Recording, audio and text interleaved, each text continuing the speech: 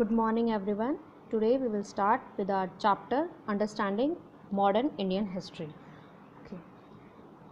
History के बारे में हम सभी को पता है, जैसे कि हम लोग पढ़ते हुए आ रहे हैं अभी तक 4th, 5th, 6th, 7th सारे क्लासेस में हम लोग हिस्ट्री पढ़ते हैं. ठीक है.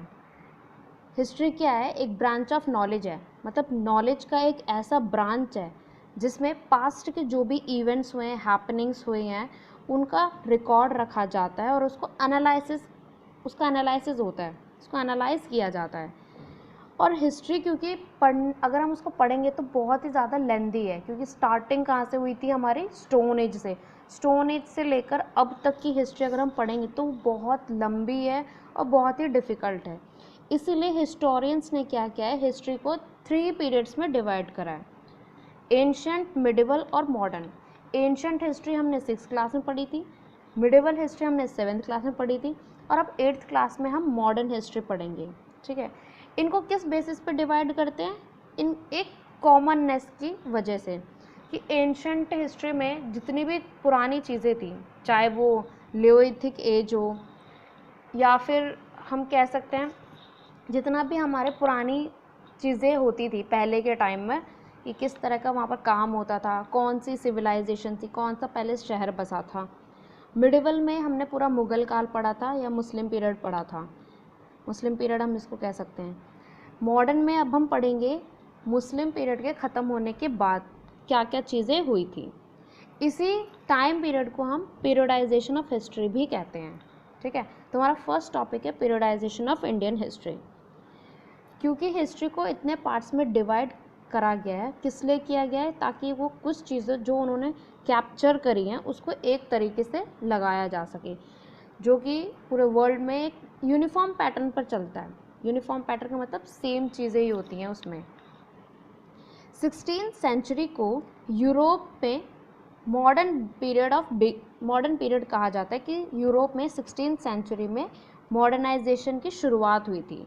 लेकिन इंडियन हिस्ट्री में मिडिवल एज, उस समय को 16th सेंचुरी को हमारे यहाँ पर मिडिवल एज कहा जाता था. इंडिया में मॉडर्न एज कब से शुरू हुआ, मॉडर्न पीरियड कब से शुरू हुआ? औरंगज़ेब की डेथ के बाद. उसकी डेथ हुई थी 1707 में. जब उसकी डेथ हुई तब से हमारा मॉडर्नाइजेशन की शुरुआत हुई, मॉडर्न एज की शुरुआत हुई. ये कहा जाता है कि इंडियन हिस्ट्री का जो पीरियडाइजेशन है वो हमने वेस्ट से बोरो किया है, मतलब जो वेस्टर्न कंट्रीज़ हैं उससे लिया है. वेस्ट में क्या होता है? Modern period was linked with the growth of forces of modernity. कि मॉडर्न पीरियड का मतलब होता है मॉडर्निटी की जो फोर्सेस लगाए जाते हैं मॉडर्निटी पे, ग्रोथ होती है किसी भी कंट्री की. जैसे उसमें डेमोक्रेसी हो गई, साइंस, रीज़न, लिबर्टी और इक्वलिटी.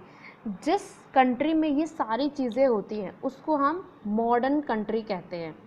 अगर वहाँ पर डेमोक्रेसी नहीं है तो मतलब कोई स्वतंत्र नहीं है, वहाँ पर साइंस नहीं है तो किसी को साइंस के बारे में नॉलेज नहीं है, किसी को बोलने का अधिकार नहीं है, या कोई बराबर नहीं है, इक्वलिटी नहीं है, तो उसको हम मॉडर्न नहीं कहेंगे. और जिस कंट्री में ये सारी चीज़ें होती हैं उसको हम मॉडर्न कंट्री कहते हैं. मिडिवल का मतलब यहाँ पर हमें बताया गया है वो चीज़ें जो मॉडर्न सोसाइटी में एग्जिस्ट, जो मॉडर्न सोसाइटी में तो है लेकिन उस टाइम पर वो चीज़ें एग्जिस्ट नहीं करती थी. जैसे मिडिवल पीरियड में डेमोक्रेसी नहीं थी, इक्वलिटी नहीं थी, तो वो क्या है? मिडिवल हो गया. और मॉडर्न में ये सारी चीज़ें आती हैं. अंडर द ब्रिटिश रूल, यहाँ तक कि जब हमारे यहाँ पर अंग्रेज़ों का राज था, ब्रिटिश रूल था, तभी भी इंडिया में कोई इक्वलिटी नहीं थी, मतलब कोई भी इक्वलिटी एंजॉय नहीं करता था, फ्रीडम नहीं थी किसी को, लिबर्टी नहीं थी किसी को. ठीक है. और यहाँ तक कि हमारी इंडस्ट्री में या हमारे कल्चर में कोई प्रोग्रेस नहीं थी, कोई इकोनॉमिक ग्रोथ नहीं थी. इसीलिए हिस्टोरियन ने इस समय को कॉलोनियल टाइम पीरियड कहा है. ठीक है. कॉलोनियल का मतलब क्या होता है? जब एक कंट्री दूसरी कंट्री पर विजय पा ले, मतलब जीत जाए उस कंट्री को. ठीक है. नेक्स्ट है हमारा मीनिंग ऑफ कॉलोनियल. कॉलोनाइजेशन का ही मतलब ये होता है एक ऐसा प्रोसेस किसका? सब्जुगेशन का मतलब होता है जीतना. जब एक कंट्री दूसरी कंट्री पर जीत हासिल करती है. और उसके ऊपर अपने पॉलिटिकल, इकोनॉमिकल और सोशल कल्चरल चेंजेस लेकर आती है उस जीती हुई कंट्री पर। उसको हम कहते हैं colonisation. Colonising country exploit the resources. जो भी कॉलोनाइजिंग कंट्री होती है, जो उस कंट्री पर राज कर रही होती है, वो उसके रिसोर्सेज को, उसके लोगों को अपने खुद के इंटरेस्ट के लिए यूज़ करती है। ठीक है। नेक्स्ट आता है हमारा डेट्स इन हिस्ट्री। अब हिस्ट्री अगर हम पढ़ रहे हैं तो हिस्ट्री में हम बहुत सारी डेट पढ़ते हैं कि कौन सा राजा था, वो कब मरा था, इस साल क्या हुआ। तो हिस्ट्री में डेट सबसे ज़्यादा इम्पॉर्टेंट होती हैं। ठीक है। Collection of historical fact would be a useless pile of information. अगर हमारे पास एक सीक्वेंस में, एक अरेंजिंग ऑर्डर में कुछ चीज़ नहीं है तो वो हमारे लिए यूजलेस है। ठीक है। जैसे कि जो हमारे हिस्ट्री की डेट्स हैं, अगर हम उसको देखें तो हमें बताया जाता है कि 1707 से लेके 1710 तक इस राजा का राज था, और फिर 1710 से लेके 1715 तक इस राजा का राज था। अगर हमें ये टाइम नहीं बताया जाएगा, ये डेट्स नहीं दी जाएंगी, तो हमारे लिए इनके बारे में जानना बहुत ज़्यादा मुश्किल हो जाएगा। ठीक है। और पास्ट और प्रेजेंट को कंपेयर करने के लिए कि कौन सी चीज़ें पास्ट में हुई थी, कौन सी चीज़ें प्रेजेंट में हुई है, उसके लिए हम बिफोर और आफ्टर यूज़ करते हैं। बिफोर एरा, आफ्टर एरा, या फिर बिफोर मिडिवल पीरियड या आफ्टर मिडिवल पीरियड। ओके। और कुछ ऐसे डेट्स हैं, कुछ ऐसे इवेंट्स हैं जो लैंडमार्क्स बन जाते हैं, जिसको हम हमेशा याद भी रखते हैं। जैसे एग्जाम्पल के तौर पे 15 अगस्त। 15 अगस्त जो है वो इंडिया में इंडिपेंडेंस डे के रूप में मनाया जाता है और उसको हम हमेशा बनाते हैं क्योंकि वो हमारा एक लैंडमार्क हो गया। 26 जनवरी हो गया, 2 अक्टूबर हो गया, ये सारी चीज़ें क्या हैं, हमारे इम्पॉर्टेंट इवेंट्स हैं या इम्पॉर्टेंट डेट्स रहती हैं। ओके। नेक्स्ट आता है हमारा चूजिंग इम्पॉर्टेंट डेट्स, कि इम्पॉर्टेंट डेट्स को हम चूज़ कैसे करते हैं। क्या इसका कोई सेट ऑफ डेट्स डिसाइड करना इम्पॉर्टेंट है? हाउ डू वी डिसाइड, हम कैसे डिसाइड करते हैं? Do we have any criteria to follow, क्या हमारे पास कोई ऐसा क्राइटेरिया है जिसको हम ऐसे फॉलो करें? Certain dates around which we built up our story of the past, कि कुछ ऐसी डेट्स होती हैं जिस पर हम अपने पास्ट की स्टोरी अपने आप बन जाती हैं। ठीक है। और कुछ ऐसे इम्पॉर्टेंट इवेंट्स भी होते हैं जो हमें हमेशा याद रहते हैं, वो खुद में ही एक तारीख बन जाती है। The moment the focus of our study changes and we begin to look at new issue, कि एक ऐसा मोमेंट आता है जब बहुत सारी चीज़ें चेंज हो जाती हैं। फॉर एग्ज़ाम्पल अगर हम ले लें अपना कोरोना वायरस का ही टुडेज़ एग्ज़ाम्पल दे रही हूँ मैं, जो कोरोना वायरस का एग्ज़ाम्पल है।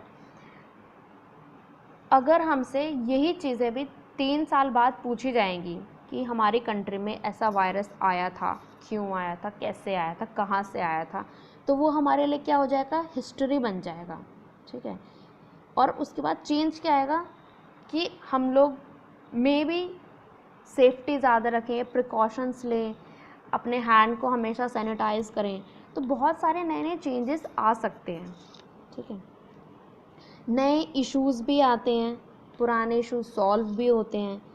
इसी के ऐसे ही हमारे जो डेट्स हैं वो अपने आप सेट होती हैं। Historian reaches different aspects of the same period, find different dates and even more significant. Historian क्या करते हैं, रिसर्चेस करते हैं, वो अलग अलग एक्सपेक्ट्स निकालते हैं उसी समय के।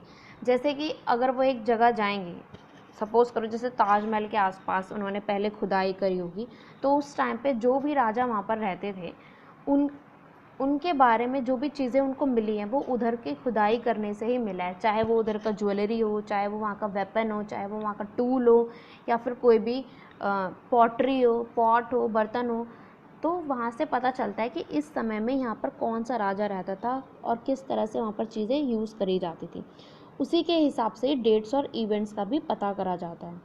For example, while studying Shahjahan reign, a political historian focus on date that talk about military achievements, कि एग्ज़ाम्पल के तौर पे इन्होंने शाहजहाँ का राज बताया कि उस टाइम पर उनका पॉलिटिकल कैसा था, वहाँ की मिलिट्री अचीवमेंट्स कैसी थी, उनका सिख्स के साथ और पोर्तुगीज़ के साथ क्या रिलेशन था, उनका एडमिनिस्ट्रेटिव मेजर्स कैसा था, ठीक है।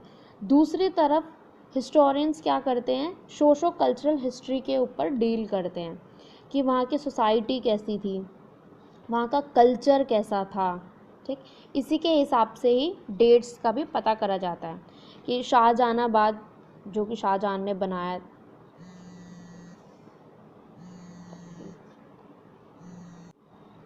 वहाँ का कमिश्निंग कैसी थी, कश्मीर में उस टाइम पर कैसे गार्डन्स बनाए गए थे, क्या क्या वहाँ पर डेवलपमेंट हुई थी, कैसे मिनिएचर्स थे, कैसी पेंटिंग थी, सो ऑन। ऐसी बहुत सारी चीज़ों के बारे में हमें हिस्ट्री पढ़कर ही पता चलता है।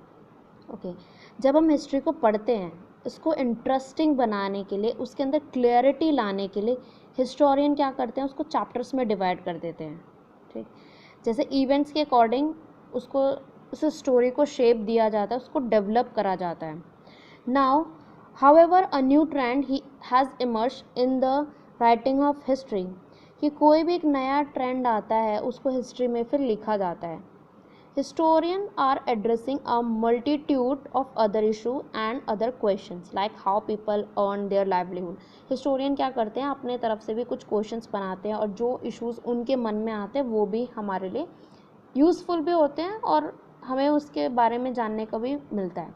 जैसे इन्होंने यहाँ पर बताया कि how people earn their livelihood, कि उस टाइम पर लोग कैसे अपना लाइवलीहुड कमाते थे, मतलब कैसे वो पैसे कमाते थे ताकि वो अपना खाना खा सके या जो भी चीज़ें उनको यूज़ करना है उसको ख़रीद सकें, कैसे वो प्रोड्यूस करते थे।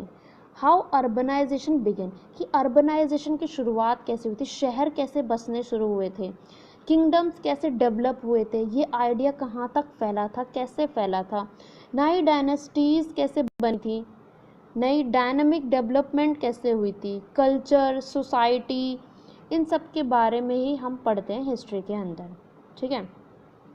आज के लिए इतना ही काफ़ी है, बाकी हम कल पढ़ेंगे। किसी को कोई डाउट है तो वो मुझे मैसेज करके पूछ सकते हैं।